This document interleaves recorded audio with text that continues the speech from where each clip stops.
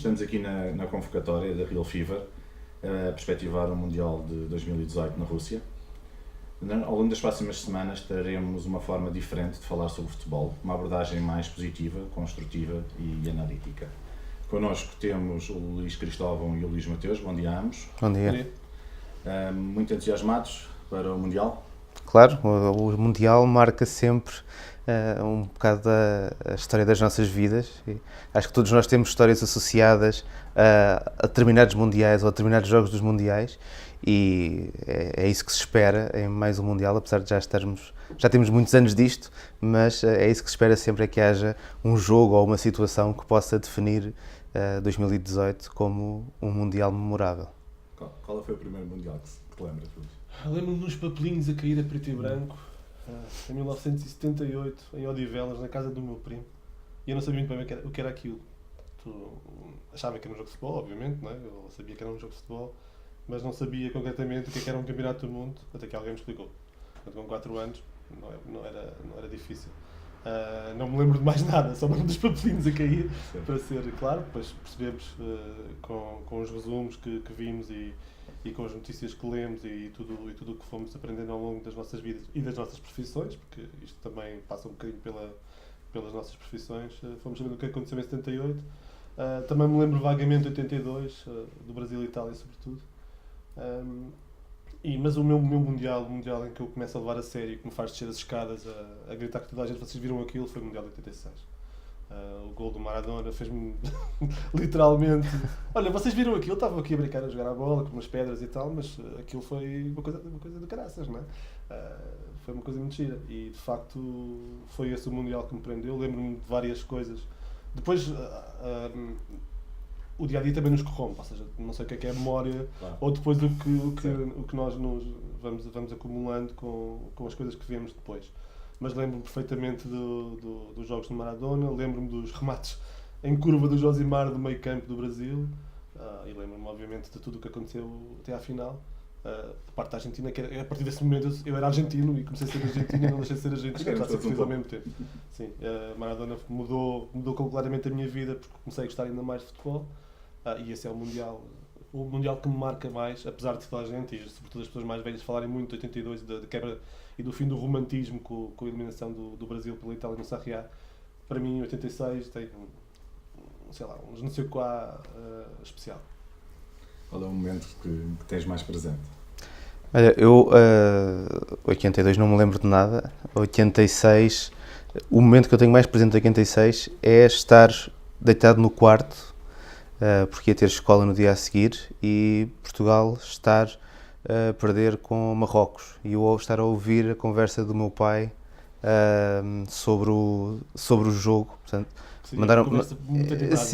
mandou-me para a cama, mas eu não conseguia adormecer porque estava com aquela coisa de acompanhar o Mundial. Tinha 7 anos. Lembro-me depois creio que a RTP dava jogos repetidos durante a tarde, se não me engano, porque lembro-me de ter os meus amigos a brincar na casa da minha avó e eu ficar na sala a ver o jogo. Sim, o primeiro Mundial que depois que eu vivo a sério é o Itália 90. E é o Itália 90 que me lembro de quase tudo o que vi, e a partir daí, pronto, é tal história de começares a associar. Mas melhor que o Itália 90 foi um bocadinho.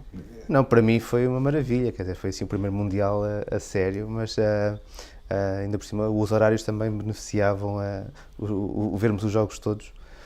Depois a partir daí é aquela coisa de começares a associar mundiais e lugares onde vês os jogos. Os Estados Unidos em 94, ficar de madrugada a ver o jogo, lembro perfeitamente a final. Eu nem era nem propriamente pró-Brasil nem pró-Itália, mas achava que era imperdível uma final do Mundial, e de ficar cansadíssimo à espera que o jogo terminasse nos penaltis. França 98 também, aí já estava assim numa idade um bocadinho mais à solta. Depois de 2002, ver os jogos na faculdade. Cada Mundial tem a sua particularidade, e eu, como sempre me habituei a guiar um bocadinho a minha memória por jogos de futebol, sejam mundiais, sejam outro tipo de jogos, o Mundial acho que é uma espécie de marca d'água que de 4 em 4 anos vem dizer que, apesar de hoje em dia já não haver aquela coisa de esperarmos pelo desconhecido, não é? Quer dizer, agora nesta altura eu chego ao Mundial e tenho uma ideia, pelo menos mínima, de quase praticamente todos os jogadores que vão estar a jogar, e isso perde um bocadinho aquela magia do desconhecido, mas ao mesmo tempo é um Mundial e, portanto, eu acho que vai sempre ficar essa coisa de sentirmos atraídos. É o ponto alto de quem escreve sobre futebol, quem fala sobre futebol. Sem dúvida alguma. É o Quem gosta de futebol. Quem gosta de futebol, mas ainda mais quem vive o futebol por dentro. Nós chegamos ao fim da Liga, então quando é que o Mundial começa? Agora vai aquecer, não é? Vamos ver os melhores, nos melhores palcos, agora com os estádios modernos, na altura 86, quando olhas para o relevado do Azteca no gol do século e não é incomparavelmente muito pior, não é? Mas sim, é um momento único. Acho que foi perdendo um bocadinho o romantismo, acho que esses relevados também faziam um bocadinho fazem um bocadinho a nossa memória e o nosso romantismo sobre o jogo. As bancadas sem ter cadeiras, todas as dificuldades. A questão das bancadas, para mim, é uma das que me fere mais como adepto do futebol. É tu, hoje em dia, o jogo ser na Rússia, ser no Rio de Janeiro, ou ser onde for, e as bancadas são iguais. Os estádios são praticamente iguais. E nós somos do tempo em que estávamos habituados olhavas para a primeira imagem do estádio e percebias em que estádio é que se estava a jogar. E agora isso foi ultrapassado. Tu olhas para o Maracanã, aquilo é Maracanã? Sim, já não os estádios do Mundial no Brasil já são todos iguais aos estádios todos do mundo. Certo. Fazendo agora o lançamento agora do Mundial de 2018 na Rússia, nós tínhamos pensado começar pela seleção portuguesa, mas tendo em conta o acontecimento do dia, acho que é obrigatório começar pela saída de Lopetegui a 2 dias do início do Mundial. O que é que podemos falar sobre a Espanha com esta saída? Eu acho que é sempre um choque. E os choques são positivos e são negativos. Acho que será um choque negativo, de certa forma, em certa medida, para os jogadores, porque não sei se, acho que não colocará em causa, porque também acho que não é fácil ir buscar um selecionador agora, a 2 dias de um jogo, portanto, será aproveitado, de certa forma, a matéria-prima que existe, ou que resta da equipa técnica de Roland Lopetegui. Mas acho que há claramente ali um choque nestas próximas horas para perceber o que é que vai acontecer e depois se as ideias que eram de Lopetegui se mantêm de certa forma na nova equipa técnica. Pode ser também um choque positivo, ou seja, Lopetegui tinha acabado de renovar até 2020 pela Federação Espanhola, e assumiu um compromisso supostamente com o Real Madrid em que a Federação soube 5 minutos antes de ser anunciado. A Federação não podia nunca deixar de passar isto em claro, parece-me evidente. Ou seja, também há uma mensagem, que é uma mensagem importante, que também poderá ser um choque positivo para os jogadores, que é, isto não é a aldeia da Joana, não é? Isto tem regras, tem princípios, e nós valorizamos esses princípios. Isto correu mal com este treinador, mas nós queremos defender os mesmos princípios e isso pode ter também algum reflexo positivo. Agora, só perceberemos isso em campo. Quando os jogadores entrarem, quando olharmos para o 11 e percebermos se era o 11 que provavelmente Lopetegui iria apresentar ou não, se de certa forma há ali alguma nuance, eu acredito que não haja, porque é muito complicado tu implementares alguma coisa nova, ainda por cima se for o resto da equipa técnica, eu calculo que a equipa técnica esteja toda a seguir a mesma filosofia, ou uma filosofia parecida, mesmo que há uma ideia ou outra sobre um ou outro jogador possa ser diferente, no princípio tem que lá estar, não é? Senão não se fariam parte daquela equipa técnica. Agora, não sei, acho que sim, que é um choque também para nós não estávamos à espera, mas pode ser um choque negativo nessa possível quebra de identidade, mas também pode ser um choque positivo no sentido de, estamos aqui, mas estão a pensar em nós também, isto não pode ser. Sim, mostrar a importância que tem a seleção. Sim, isto é importante e estamos a ser valorizados também para esta decisão. É um ato de muita coragem, fazer isto a 2 dias de um jogo importante, apesar do aparente favoritismo que a Espanha tem, pelo menos até aos quartos de final, por aí. É um ato de coragem e é um ato que deve ser valorizado. Agora, os reflexos que tem, só temos que esperar. Sim, mas para começar, falávamos daqueles momentos dos mundiais, para o 2018 já vai ser o mundial em que a Espanha mudou de treinador a 2 dias do primeiro jogo, portanto acho que aí já vai ficar a marca. Concordo com o Luís de que o Presidente da Federação tinha que fazer isto, ou seja, tinha que marcar aqui uma posição para defender a estrutura federativa, ao mesmo tempo que é uma decisão que coloca em causa o trabalho feito pelos próprios jogadores. E, portanto, aí essa reação positiva, eu acho que os jogadores poderão olhar para isso, não do ponto de vista de isto aqui tem regras, mas estamos isolados e, portanto, estamos apenas dependentes de nós próprios e vamos tentar ganhar por nossa causa e não pela federação ou pelo treinador ou pelo que seja. Agora, para este primeiro jogo não há sequer tempo para mudar nada, não é? Quer dizer, certo, seguem as ideias que já vinham. Exatamente. Aqui a questão tem a ver um pouco com as dúvidas que existiam, acredito que até no próprio Lopetegui. Acho que a questão do avançado poderá ser importante, sobretudo. E depois há ali umas dúvidas que se prendem mais com a questão física do Busquets, do Carvajal, pode ser também por aí. Mas acho que principalmente a questão, e por isso é que eu tinha dito que há pouco poderá mexer num ou outro jogador, poderá mexer também nessa questão do avançado de centro. Acho que a Espanha ainda não encontrou o seu avançado de centro. Diego Costa parecia reunir as preferências de Roland Lopetegui. Acho que historicamente a Espanha, as coisas correm melhor à Espanha quando é um jogador mais associativo, que participa mais no jogo do seu meio campo, ou seja, é mais chamada a ação mais perto do meio campo. Agora vamos ver qual será a decisão. Também não sei se Lopetegui ia acabar por decidir por Diego Costa ou não, mas à partida seria a sua primeira opção. Não vamos ver se é Rodrigo, se é Iago Aspas, se é um David Silva a fazer de César Fabregas, whatever, vamos ver, mas é um bocadinho por aí, não sei até que ponto nessa situação não pode mudar alguma coisa. Sim, eu acho que a Espanha, esta é a grande questão em aberto, é que avançado centro é que a Espanha vai ter. E eu acho que o próprio Lopetegui, nos jogos de preparação, nunca se decidiu por um ou por outro. No meio campo, apesar de eu achar que o Tiago é um bocadinho essencial na forma como a equipa joga neste momento, o Koke pode ser um jogador muito importante para a Espanha contra Portugal. Porque a Espanha vai ter um jogo contra Portugal que ainda nunca teve, desde que o Lopetegui pegou na equipa, ou seja, nunca teve um adversário com a importância competitiva que este jogo tem. Sim, no jogo é contar. Com as diversas possibilidades de jogar que Portugal apresenta, ou seja, os dois jogos que ele teve em competição mais a sério foi com a Itália, e foi uma Itália muito perdida no jogo, na vida, em todo lado. E ele utilizou o David Silva a falso 9 no jogo da segunda volta, quando ganhou por 3-0. A entrada do David Silva permite, por um lado, teres um extremo direito um pouco mais agressivo, pode ser o Iago Aspas ou o Asensio, que eram os dois jogadores que ele também utilizava nessa função, procurando explorar também aquilo que pode ser alguma fragilidade de Portugal em termos da profundidade, mas creio que a presença do Koke e, sobretudo, com a possibilidade de Portugal jogar com um meio-campo também ofensivamente um pouco mais agressivo, o Koke poderá oferecer-lhe ali assim alguma segurança. Agora, tudo depende depois também desta questão de como é que funciona a tua cabeça enquanto és adjunto e como é que funciona a tua cabeça quando tens que tomar decisões. Eu, como adjunto, posso questionar as decisões do treinador, mas estarei com as decisões que ele tomar. A partir do momento em que sou eu a tomar a decisão, já sou responsável por ela, não é? Creio que é uma situação a todos os níveis indesejável para a Espanha, ainda que eu acho que mesmo com Lopetegui havia da parte da Espanha aqui alguma ansiedade no enfrentar de Portugal. Creio que a Espanha se sentia muito mais responsável perante este jogo do que a seleção portuguesa.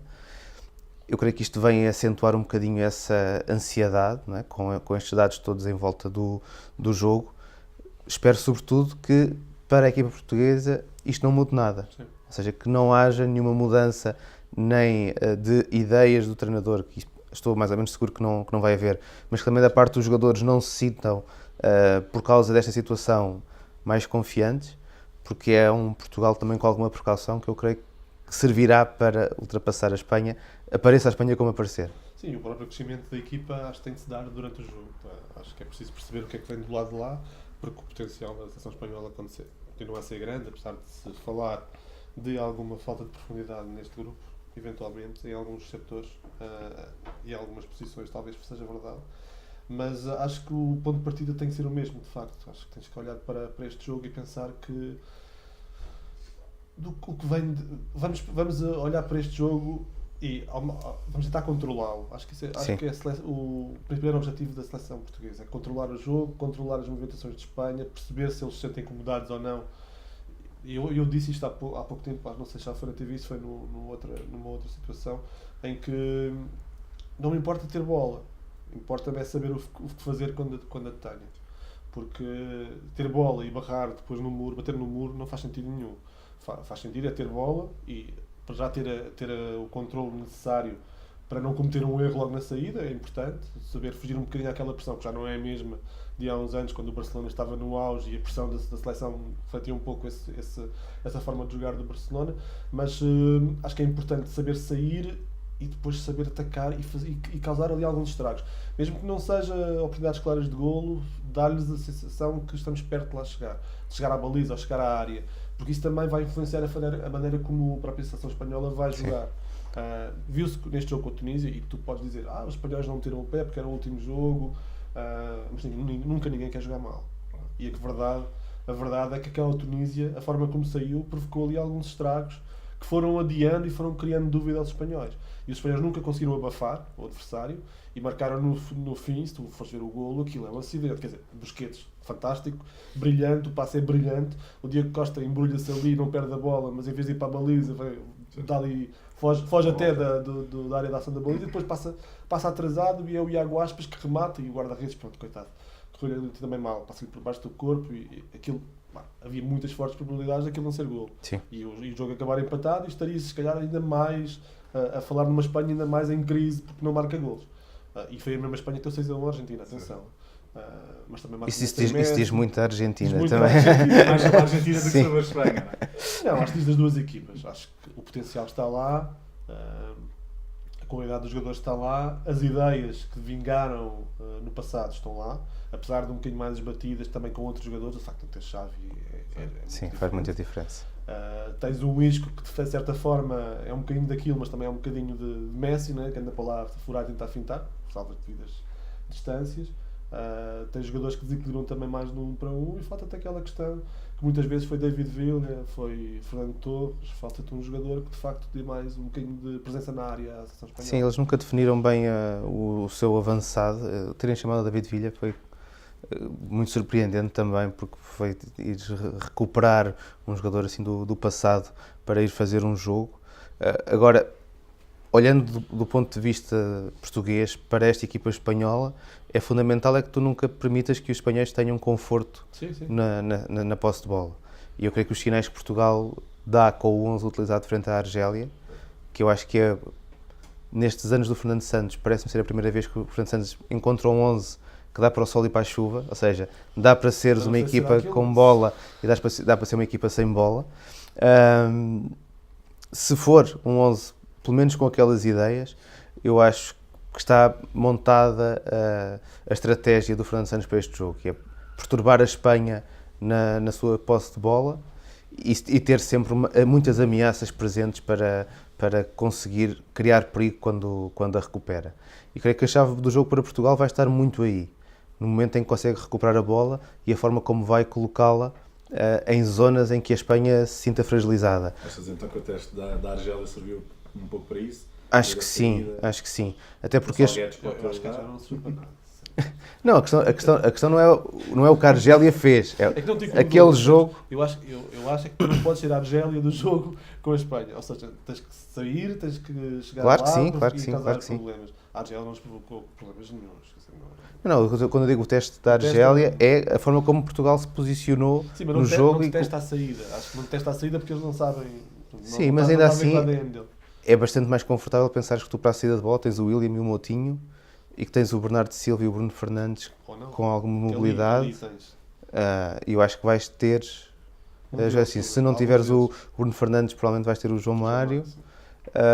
Por isso, para mim a única questão é, no jogo contra a Argélia, o Guedes aparece muito no corredor central e eu acho que num jogo contra a Espanha o Guedes seria mais um jogador para aparecer a partir da faixa e portanto ter um dos outros jogadores, neste caso o João Mário ou o Bruno Fernandes, a aparecer mais no corredor central e portanto dar ali mais uma linha de apoio para a equipa construir. Também é verdade que vais construir muito menos neste jogo. Tem menos bola, claro. Mas lá está, eu acho que aí é a segurança que dá teres o Bernardo Silva, o Bruno Fernandes, que são aqueles jogadores que são jogadores muito ofensivos, mas que também têm uma forte presença defensiva. Eu creio que isso vai ser fundamental neste primeiro jogo do Mundial. Ainda antes de passarmos a Portugal, e muito rapidamente, Espanha, antes desta decisão, há 2 dias, poderia ser considerada atrás, se calhar, do Brasil e da Alemanha como no segundo lote de favoritos. Mantém-se ou cai para um terceiro nível de favoritismo? Eu tinham perguntado isso hoje mais cedo e eu disse que temos que esperar pela conferência de imprensa. Afinal não houve conferência de imprensa, não é? Portanto ele foi despedido. É difícil tirar uma seleção espanhola desse lote de favoritos.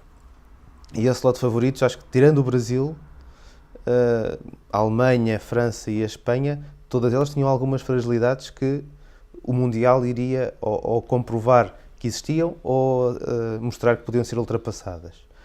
Eu mantenho a Espanha na mesma, nesse lote, mesmo que perca contra Portugal. Mesmo que perca contra Portugal, acho que a Espanha mantém-se nesse top 4 de equipas que podem ser campeãs. Agora, falta perceber o que é que vai acontecer nestes dias todos no jogo de Portugal e no que é que vai acontecer depois do jogo de Portugal. Porque imagina, uma derrota contra Portugal, mesmo que seja 1-0, mas que isso gere uma continuidade de barulho à volta dos jogadores e da seleção e não sei o que mais, poderá depois ferir as possibilidades da Espanha contra nos outros 2 jogos do grupo. Mas para já, apesar disto estar com um ar tempestuoso, eu mantenho a Espanha aí. Sim, claramente. A qualidade que tem individual, sim, obviamente vai fazer muita diferença em alguns momentos. E sim, acho que se uma derrota com Portugal vai gerar uma avalanche que pode ser complicada de gerir. Por isso é que é preciso esperar para ver como eles se comportam perante Portugal, porque de facto a qualificação só teve a Itália como grande adversário, portanto não vale a pena estar, e uma Itália de facto em crise de identidade, portanto não parece que seja, apesar dos bons jogos que fizeram, não parece que seja exemplo. Este último jogo denunciou de algumas coisas que eu também, e mais uma vez voltamos, é um jogo particular, de preparação, e não está, o pé não é posto da mesma maneira, a intensidade do jogo não é posta da mesma maneira, há muitas substituições, há tudo o resto, mas tem ali algumas coisas que não via numa Espanha aqui há uns anos. Por isso, contra adversários, Portugal vai tentar expor essas fragilidades, mas também acho que o próprio Irão e o próprio Marrocos, pela forma como se vão apresentar em campo, Marrocos gosta muito de sair a jogar. Sim. Pode provocar ali alguns problemas, também criar a dúvida, e o Irão é uma incógnita, é treinado por um europeu que conhece muito bem a realidade de Espanha, de Portugal, dos seus adversários, e eu costumo dizer, quando uma equipa que é mais modesta é treinada por um europeu, sobe sempre ali alguns degraus, porque ganha organização, ganha trabalho, treino, e isso às vezes pode criar alguns dissabores, sobretudo para quem desvaloriza quem tem pela frente. Sim. Por isso não sei, acho que o jogo de Portugal vai marcar um pouco o Mundial da Espanha, e depois o resto, se de facto for uma avalanche de críticas e de tudo o resto, e sobretudo um subir e descer de emoções que pode fazer abanar aquela seleção. Mas acho que sim, acho que pela qualidade individual é ainda uma das mais fortes. Sim, nós estamos todos a considerar que a Espanha a seguir ganha os 2 jogos seguintes, mas às vezes um primeiro mau jogo... Sim, vão ser jogos difíceis. Quer para Portugal, quer para a Espanha, vão ser jogos difíceis. Eu antes desta história do Lopetegui, apontava que Portugal e Espanha iriam para o primeiro jogo a pensar no empate, porque era um resultado confortável para os 2 lados e que dava também, depois, a possibilidade de resolver a questão do primeiro lugar nos golos marcados e sofridos. Nesta altura, isso fica assim um bocadinho afetado pela situação da seleção espanhola. Mas também os jogos seguintes vão estar muito dependentes daquilo que acontecer no Marrocos e Irão.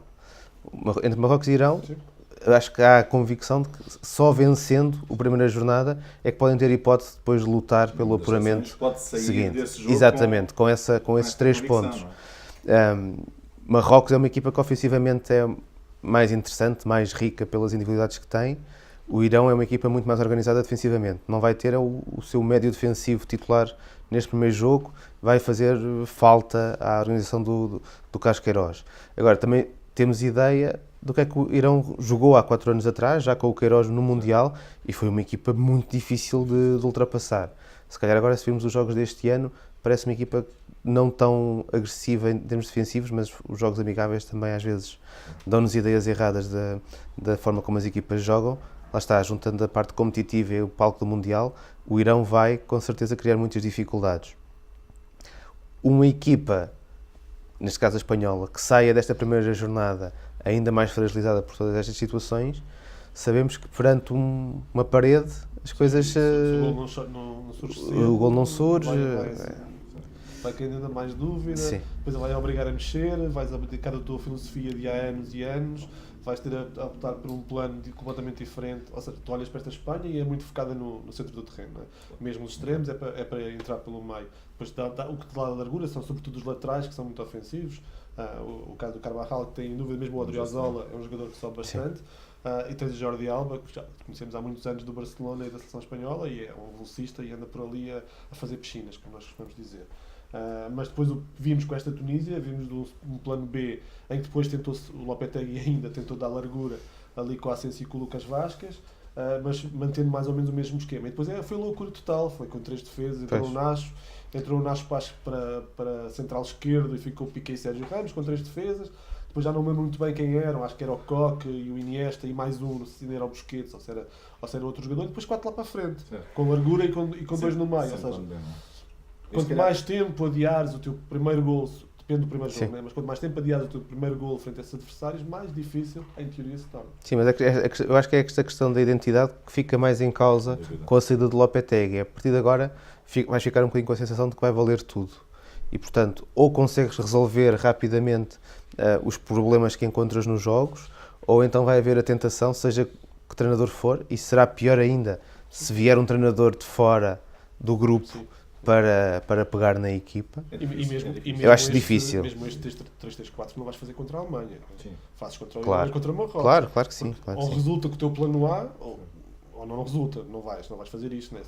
Então, pode-te acontecer um desastre. Agora só me lembro do Mineirão, não tem nada a ver em termos de organização, mas pode acontecer uma coisa desse tipo. Sim. Não é? Sim, isso não é um verdadeiro plano B para um jogo que esteja a correr mal contra um adversário difícil. Claro que não.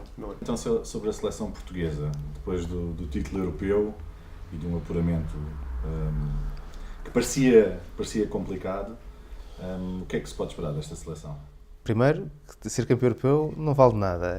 Acho que é a primeira coisa que tem que sair do discurso da equipa portuguesa. Podia valer se isso refletisse na forma como tu jogas. Sim, mas não... De certa forma, tivesse ido ali um clique... O ser campeão europeu nunca valeu a nenhuma equipa, nem maior responsabilidade, nem nada disso. Que podes ganhar. Por acaso eu acho que eles mudaram um bocadinho o chip depois no primeiro jogo com a Suíça, que correu mal. Sim. Mas mudaram a forma como eles entram em campo, num terreno do seu supostamente maior adversário na qualificação. E aquilo acaba por correr mal depois de 2 contra-ataques em que a equipa não consegue matar transições defensivas, não consegue matar transições ofensivas do adversário e fazer as suas transições defensivas corretamente. Eu acho que houve ali uma tentativa de mudança de clique. Acho que tentaram ser um bocadinho mais arrogantes e parecia que de facto o futebol da equipa ia mudar, mas depois morreu. Voltou mas esse jogo contra a Suíça, para mim, é um excelente exemplo de erros que são cometidos por técnicos portugueses na abordagem dos jogos, porque aquilo que a Suíça fez na primeira parte era exatamente o que o scouting da Suíça tinha dito. E te leste de certeza o artigo do Nuno Travassos sobre a Suíça antes desse jogo, e se a seleção tivesse cumprido com as ideias do Nuno, exatamente, não tinha acontecido aquela primeira parte. Obviamente aconteceu, e depois há uma segunda parte em que a equipa já se arruma de forma diferente, e a partir dali acho que ficou muito claro de que tinhas que ganhar os outros jogos todos e depois bastava ganhar em casa para fazer a diferença. O facto de não ser discutido pelo confronto direto. Exatamente, não tinhas que fazer um 3-0. Senão terias que ganhar por 3-0, que seria muito mais complicado do que um 1, que até chegou aos trambolhões na Luz. Não é? Sim. Agora um bocadinho a imagem do que aconteceu há 2 anos atrás. É estas últimas semanas da seleção antes da competição fazem quase tornar todo o apuramento, não vou dizer para esquecer, mas a equipa muda claramente na abordagem ao jogo e na abordagem à convocatória. Não sei se não há aí uma... Eu até acho que muda mais por causa dos restantes adversários. Ou seja, no momento em que há a convocatória do Fernando Santos, para mim aquilo que me sugeriu a não inclusão do Ruben Neves, por exemplo, foi que ele percebe que neste campeonato não vai ter muitos jogos para defender. não vai ter muitos jogos para dar iniciativa ao adversário. Porque com a Espanha é um bocadinho indiferente o que acontece, mas depois Irão, Marrocos, venha quem vier do grupo A para os oitavos de final, não vais dar iniciativa. O Uruguai não vai querer ter iniciativa. Depois acaba aí. Ia ter iniciativa. Sim, mas depois azar, quer dizer, Depois tu não vais montar um plantel, o plantel para o Mundial a pensar naquilo que vais fazer nos quartos de final. Não, tu tens é que chegar lá primeiro. Eu acho que não vais jogar o Ruben Neves porque é um jogador completamente diferente do estereotipo do Fernando Santos para a posição 6. Acho que ele quer um jogador forte que possa tanto ganhar as bolas pelo ar como... Aliás, um dos problemas do Danilo com a Islândia foi esse, não é? Que não conseguia ganhar bolas pelo ar, estranhamente. Lá como é que era o avançado? O Finn Bogassen. Não, acho que era o outro. Sigthorsson, que não está agora na convocatória. Não conseguia, esse rapaz louro ganhava as bolas todas no ar, não só ao Danilo, mas também aos centrais portugueses. O Ricardo Carvalho, por exemplo, teve muitos problemas nesse jogo e depois acabou por trocar pelo William, também dá outra saída de bola, obviamente, que o Danilo não oferece.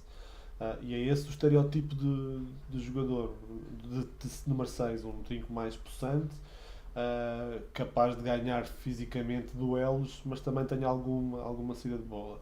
O Ruben Neves não é esse tipo de jogador. Sim, mas acabas por não ter ninguém que tenha esse... Ou seja, tens o Manuel Fernandes. Pois é, o Manuel Fernandes que pode ser o jogador... Que é justa, claramente justa na minha opinião, embora naqueles planeamentos que eu tinha feito para o Mais Futebol no programa tinha deixado de fora, mas tinha deixado de fora porque levava também o Ruben Neves. Porque eu acho que pode haver jogos em que a circulação de bola que o Ruben Neves te dá pode ser importante. Sim.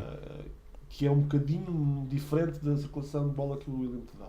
É muito mais assertiva, é capaz de fazer passos longos, que é uma coisa que nós estamos a incluir nos últimos anos, até desde o europeu, na altura em que o Fernando Santos achava que jogávamos bonito demais, então tínhamos que começar a jogar feio, com o pé para a frente, e até para isso o Ruben Neves faz mais sentido do que o próprio William Carvalho.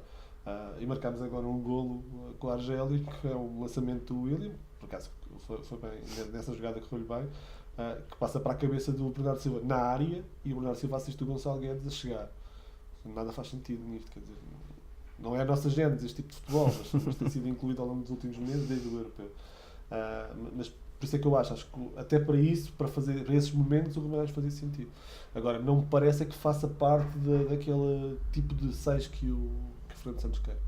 Sim, mas o facto de eu acho que Portugal neste momento ser uma equipa que tem condições para não dar tanta iniciativa ao adversário, eu acho que também acaba por ser decisivo nas opções do Fernando Santos. Mas contra a Espanha não. Contra a Espanha não, mas aí não é uma decisão tua. É porque contra a Espanha não acontece, ponto. E portanto aí então como é que vamos jogar contra a Espanha? Eu achava que íamos jogar com o Adrián e com o William Carvalho. Achava. Agora não estou tão certo disso, pela questão de o que é que acontece quando nós temos bola. E aí o João Moutinho, obviamente, dá outras condições à saída de bola. Exatamente. Pensando depois quem é que é o jogador, tendo o João Mário ou o Bruno Fernandes a jogar como quase um quarto médio, eu creio que aí assim estarás mais tranquilo na forma como vais gerir a bola. O facto de ser Adrián e não ser Moutinho. Moutinho teve um ano difícil antes do Euro ao nível físico. O facto de Adrián ter assumido, ganhaste solidez defensiva, olhaste muito mais para o teu adversário, tiveste marcação ao Modric quase individual, contra a Croácia, por exemplo, mas perdeste um pouco de chegar com bola controlada perto da área contrária. E o Moutinho dá-te um pouco mais disso. Aliás, e acho que esta aposta recente do Moutinho nos jogos, acho que não há dúvidas, acho que é o Moutinho que vai jogar. Até porque contra a Espanha não há propriamente uma possibilidade de fazeres uma marcação homem-homem, seja quem for, não é? Vais precisar muito de inteligência e saber jogar. Só se fizeres tudo homem-homem. O Moutinho, e tu olhas, e isto acho que é uma coisa que tu associas ao Moutinho desde praticamente se formou no uso do Sporting, é que geralmente não comete um erro. Com a bola nos pés não comete um erro. E vais precisar de cometer poucos erros frente à Espanha, isso parece-me evidente. Agora, depois o resto, eu acho que o Bernardo para mim é intocável. Acho que vais precisar de um Bernardo e muita falta de sentiste, até porque acabaste com o Renato Sanches no Euro encostado à direita. A fazer essa posição. A fazer uma coisa parecida, não é bem parecida, mas a tentar fazer levar um pouco a bola nos jogos que conseguiu mais perto da baliza. O Bernardo acrescenta-te mais fantasia, mais criatividade à frente e também aqueles cruzamentos, remates aí para o meio, portanto acho que aí não há muita indefinição. Agora a indefinição maior parece-me que é no lado esquerdo, aí sim. Aí João Mário e Bruno Fernandes, acho que o plano A é João Mário, acho que não é Bruno Fernandes. Acho que ele vai, e o João Mário é um jogador importantíssimo, inteligente, também por isso faz sentido, é um jogador que também te chega muito perto da baliza, também te faz sentido por aí, combina bem com o João Moutinho, conhece o João Moutinho, combina bem com o William, tudo isso faz sentido. O Bruno pode ser para entrar durante o jogo, não quer dizer que tenha menos valor do que os seus companheiros de seleção, não é isso, mas acabou de chegar também, precisa ganhar um pouco o seu espaço e provavelmente até fará mais sentido, mesmo a partir da esquerda, mais sentido numa altura em que se calhar os espanhóis estão mais cansados, aí pode aproveitar para chegar muito mais à frente no campo e até tentar os seus remates de longe, que é uma das suas principais características. Joga André Silva? Eu acho que hoje joga Gonçalo Guedes. Acho que este jogo provou que é o Gonçalo Guedes, quer dizer, se é que este jogo provou alguma coisa, mas pelo menos acho que o Gonçalo Guedes terá ali para este jogo com a Espanha mais possibilidades de entrar do que André Silva. Sim, o André Silva nem sequer foi titular contra a Bélgica, para começar, portanto acho que contra a Bélgica já há um teste desta frente de ataque com maior mobilidade. Contra a Argélia, o Cristiano Ronaldo também percebe rapidamente que a função dele no ataque de Portugal neste momento é uma função também de jogar com essa mobilidade e não propriamente de esperar que lhe passem a bola para ser ele a decidir. E mesmo assim, tens lá momentos no jogo em que o Cristiano se agarra um pouco mais à bola. Sim. E tinhas o Gonçalo entrar no meio e o Gonçalo faz 2 golos, falha um, se calhar um bocadinho por culpa sua, porque há um argelino que chega e corta na bola quando ele está de frente para a baliza, mas tem 2 oportunidades claras em que está a aparecer no meio e o Ronaldo não lhe mete a bola. Portanto, até por aí tu vês que podia ser um jogo histórico para o próprio Gonçalo Guedes e se calhar aqui não estaríamos com muitas dúvidas. Sim. Mas eu acho que nós estamos com... Eu pelo menos não estou com grandes dúvidas que o Guedes ganhou a frente ao André Silva nesta reta final do campeonato e para além de que é um jogador que dentro do ataque de Portugal pode estar em mais posições. Ele pode estar realmente em quase todas as posições do ataque e isso vai-te permitir, se com o plano de entrada as coisas não estiverem a aparecer, podes mudar a peça para a direita ou para o centro e conseguir com isso e também até desorganizar a Espanha. Imagina que o Gonçalo acho que ainda tem um problema que é o focar muito os olhos na bola. Acho que quando ele levantar mais a cabeça terá uma visão muito mais cor-de-rosa da sua vida, porque tem muito mais espaço verá que terá muito mais espaço para decidir. Mas até o Bruno Fernandes, numa situação em que o Gonçalo não esteja a resultar, porque está-se a movimentar até demais, pode ser um erro, o Bruno pode entrar nesse momento. E o Bruno já é um jogador diferente, mais cerebral, até para essa posição. Há um bocado estamos a falar da esquerda, e acho que o espaço dele é na esquerda para já, por causa de João Moutinho. Eventualmente contra adversários mais fracos não terás muitos mais, além deste grupo, portanto admito que no Irão até possa fazer a pressão com o Irão, com o João Moutinho, ou até contra Marrocos, depende um bocadinho do que se tiver passado nos jogos anteriores, obviamente, até pode ser para essa posição, ou até para a posição de segundo ponta de lança, como jogou no Sporting. Portanto, tens aí vários sítios onde ele ainda pode encaixar, mas para já acho que será ainda João Mário, Gonçalo Guedes à frente e o João Moutinho como 8 organizador. Mas até que ponto é que o Cristiano Ronaldo gostar mais, entre aspas, de jogar com André Silva ou não, pode fazer a diferença? Podemos chegar a um... Eu acho que o Cristiano Ronaldo gosta de ganhar e, portanto, ele vai olhar para a equipa e perceber qual é a situação que me vai permitir ganhar este jogo. E o André Silva, durante a qualificação, foi muito importante para dar algum conforto ao Ronaldo dentro do campo. Mas nesta fase não parece que seja, ou seja, há outras opções melhores e aí eu não vejo que o Cristiano Ronaldo em algum momento da sua carreira tenha sido muito agarrado a este ou aquele parceiro. Ele quis sempre foi ter os melhores consigo e se nesta fase é o Guedes que lhe dá mais possibilidades de ganhar, eu creio que ele não vai ter intervenção nesse terreno de escolher quem é que vai jogar ou não. Acho que fica só uma dúvida. João Mário ou Bruno Fernandes na esquerda?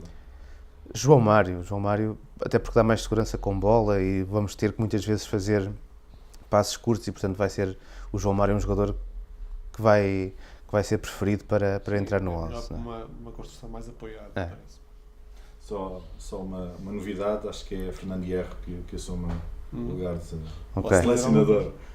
Ou pelo menos treinador espanhol, visto que a seleção já está feita. Perguntas rápidas para terminar sobre o Mundial. Que jogos chamam a atenção nesta primeira ronda, sem ser o Portugal-Espanha, claro? Olha, tenho muita curiosidade para perceber o que a Arábia Saudita vai fazer já contra a Rússia. Não estava à espera desse. Porque pode ser uma equipa que surpreende no grupo A. O Marrocos-Irão, como já falamos, é um jogo muito importante também. O Peru-Dinamarca será provavelmente um jogo também ao nível das decisões que são tomadas logo na primeira jornada, tendo em conta que a Austrália partirá um bocadinho atrás dessas duas equipas, com a França no grupo a ser apurada. Se entre Peru e Dinamarca houver um vencedor, creio que não fica já resolvido, mas vai ficar ali uma tendência nesse grupo também de resolução. Não há nenhum jogo que me enche as medidas, se queres que te diga. Mas acho que Portugal-Espanha, aqui, sim, esse é o melhor jogo de facto. Mas há aqui vários jogos que têm interesse mesmo enquanto adepto. Acho que estou curioso para ver como a Argentina se vai desembaraçar da Islândia. A Islândia é muito, muito quadrada, vai ser uma continuidade do que fez no Europeu e de muitas dificuldades deu a várias seleções, incluindo a nós. Acho que o Peru-Dinamarca será muito interessante para ver se de facto este Peru é um candidato à equipa surpresa do Mundial ou não. Vamos ver, acho que vai ter muita influência depois nas contas do grupo e eu concentro tudo neste dia porque acho que a Croácia e a Nigéria também vai ser interessante até por causa dos outros adversários. A Croácia não está a encher as medidas, mas vamos ver. Acho que a Nigéria pode ser uma fada de ar fresco, como são sempre as equipas africanas, ou de para um lado ou de para o outro, portanto vai ser sempre engraçado. Acho que se estes três jogos, depois há também curiosidade da minha parte no Alemanha-México, pelo que aconteceu ao México também, ainda antes de embarcar, e para ver em que estado é que está esta Alemanha, que não teve uma fase de preparação muito descansada, não estava muito a convencer os seus adeptos, mas tem potencial. Pode ser a melhor coisa que aconteceu à Alemanha é entrar no campeonato com o México. Sim, entrar com o México. Claro. Okay. Uma seleção deste topo que acham que vai desiludir na competição?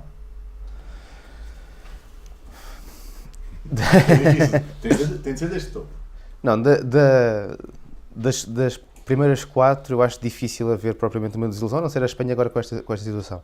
A Argentina, para mim, é a equipa das 8, digamos assim, das 8 seleções mais fortes, aquela que tem mais probabilidade da coisa correr mal neste dia, portanto, antes de começar o Mundial. Agora vamos ver. Mas está num grupo, se calhar, mais difícil, ou pelo menos mais equilibrado. Está num grupo mais equilibrado, mas tem muito que ver com a forma como a Argentina não se encontrou nem com os selecionadores anteriores durante a fase de qualificação, nem quando São Paulo chegou, nem agora na preparação para o Mundial. Tinha expectativas mais altas em relação àquilo que o São Paulo podia ter construído neste tempo. Depois, a própria estrutura da federação é estranhíssima. Marcas um jogo de preparação contra o Haiti, que é um jogo de exibição, de certa maneira. Fazes aquela marcação do jogo com Israel para ir receber dinheiro que depois os jogadores não querem participar. Acabas por não ter mais nenhum jogo de preparação. Ou seja, tudo o que podia correr mal nesta questão da Argentina correu e, portanto, chega aqui muito frágil ao Mundial, a meu ver. Bem, não te quero deixar triste. Não. Eu também acho que a Argentina tem fortes probabilidades de correr mal, mas como o Nuno Travasso está sempre a dizer que a Argentina vai ganhar aquilo, e como o Nuno Travasso é um estudioso profundo das táticas e mais técnicas do futebol, eu vou escolher outra equipa. E além disso, e a Argentina porque o Bilardo já foi campeão do mundo. Se o Bilardo é capaz de ser campeão do mundo, apesar de ter uma equipa como Maradona e do Passarella ter problemas intestinais antes desse Mundial, que se prolongaram durante o mês inteiro, eu acho que a Argentina tem que ser sempre candidata. Depois, não me restam muitas hipóteses. Eu vou dizer que a Inglaterra não vai ainda atingir o seu potencial. Por ser muito jovem. E porque depois, pelo enquadramento e pelo calendário, vai ter ali não necessariamente pelo grupo, mas pelo que virá depois, vai ter ali confrontos complicados à partida, de se correr tudo como se espera. Ou seja, se os favoritos ganharem os seus grupos, diria que a Inglaterra não terá uma vida muito fácil. no sentido contrário, uma seleção que ninguém espera e que vocês acham que vai passar à segunda fase? O Senegal está num grupo em que as coisas estão todas muito em aberto.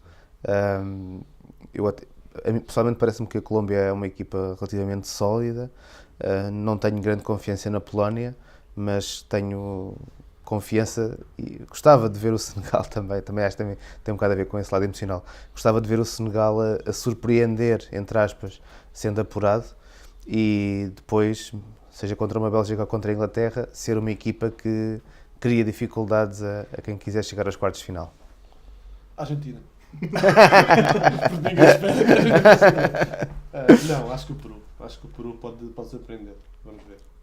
Acho que tem ali uma equipa equilibrada, tem um selecionador que está lá há bastante tempo, já fez várias Copas Américas e várias fases de qualificação e tem ali o conhecimento profundo do país. Teve a boa notícia de ter Paulo Guerreiro nestes 23 e é uma excelente notícia porque é de facto um grande jogador, também muito experiente e muito esperto para a posição que ocupa, é um jogador muito esperto. E por isso acho que este Peru pode, numa Dinamarca que ainda está muito dependente de Eriksen, vamos ver, acho que este Peru pode surpreender. Apesar da Dinamarca ser uma equipa com algum talento, acho que pode ser surpreendido. 2, 3 jogadores que também poucos conheçam, mas que vocês estão muito curiosos para ver. Não, isso não estava previsto no plano. Pronto, pergunto só ao Luís que estava, os jogadores poucos conheçam. Essa pergunta é muito difícil para mim porque conheço muitos jogadores, que portanto não conheçam, então? É difícil. Da Argentina tens vários. Da Argentina há vários. Acho que não. Não, posso. Se tirares o que poucos conheçam. Tirando os 3 grandes, tirando Neymar, Ronaldo, Messi e De Bruyne, estou muito curioso para ver os mundiais de Timo Werner, Kylian Mbappé, do Isco, Gabriel Jesus e do Bernardo Silva. São os 5 jogadores. E depois há uns que eu também acho curiosidade, mas não são claramente titulares, porque não vou arriscar muito.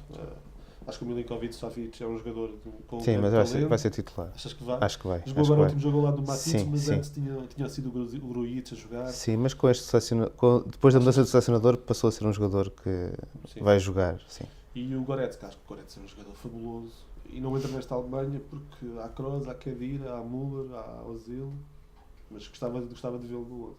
São estes, mais ou menos. Acho que o Werner é um ponta-de-lança que tem tipicamente alemão, tem tudo para dar certo. Aquilo, para mim é dos melhores ponta-de-lança, ainda não está estabilizado o suficiente, também não está num clube historicamente fortíssimo, mas quando estiver, e calculo que não vai demorar muito tempo, acho que será claramente uma das grandes referências como ponta-de-lança. Mesmo que a Alemanha precisar de mais um grande avançado.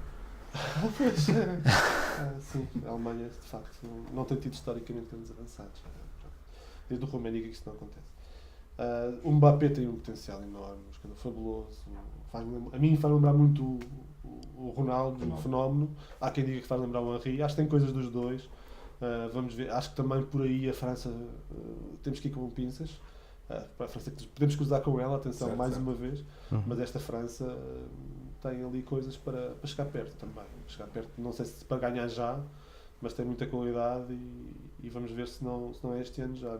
Eu acho que não, acho que ainda é o Brasil o meu mais forte candidato, mas pela qualidade que esta França reuniu, sobretudo do meio campo para a frente.